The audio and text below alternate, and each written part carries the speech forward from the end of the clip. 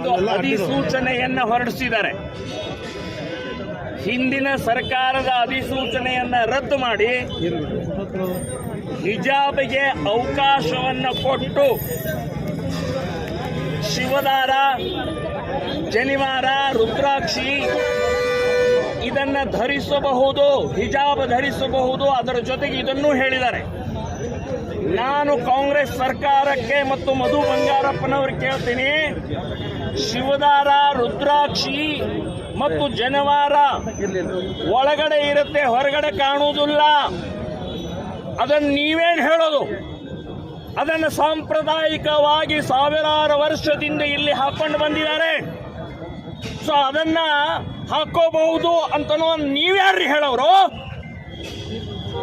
ಏನಂತ ತಿಳ್ಕೊಂಡಿದ್ದಾರೆ? ಶಿವದಾರ ಅಥವಾ ಈ ಜನಿವಾರ ಅಂತಂದ್ರೆ ಏನು ದಾರಾನ? ಅದು ಶಾಸ್ತ್ರ ಇದರೆ ಶಾಸ್ತ್ರೋಕ್ತವಾದಂತ ಪ್ರಕ್ರಿಯೆ ಹಿನ್ನೆಲೆಯಲ್ಲಿ ಹಾಕೊಂಡದ್ದನ್ನು ಹಾಕೋಬಹುದು.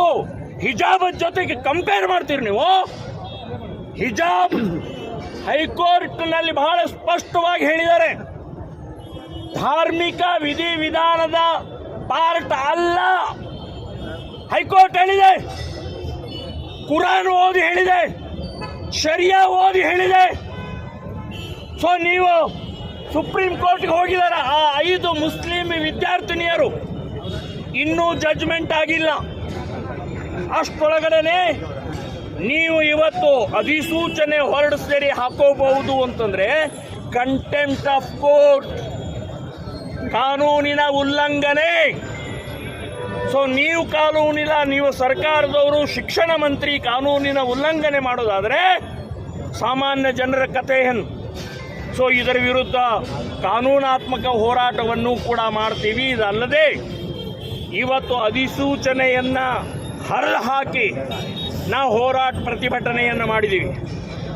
ಬರೇ ಇವತ್ತು ಇಲ್ಲಿ ಹಿಜಾಬದ ಪ್ರಶ್ನೆ ಅಲ್ಲ. ಹಿಜಾಬ್ ಎಲ್ಲಿ ಬೇಕಾದಲ್ಲಿ ಹಾಕೊಳ್ಳಿ. ಸಮಾನತೆ, ಏಕತೆ, ಭಾರತೀಯತೆ ಅಂತನ್ನುವಂಥದ್ದಕ್ಕೆ ಇವತ್ತು ನೀವು ವಿರೋಧಿಗಳಿದ್ದೀರಿ, ಸಂವಿಧಾನ ವಿರೋಧಿಗಳಿದ್ದೀರಿ.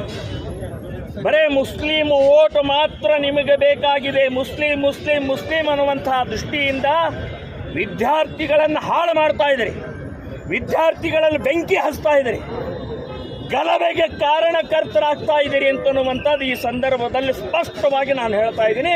ಇದನ್ನ ಇಡೀ ರಾಜ್ಯಾದ್ಯಂತ ನಾವು ವಿರೋಧವನ್ನು ಮಾಡ್ತಾ ಇದ್ದೀವಿ.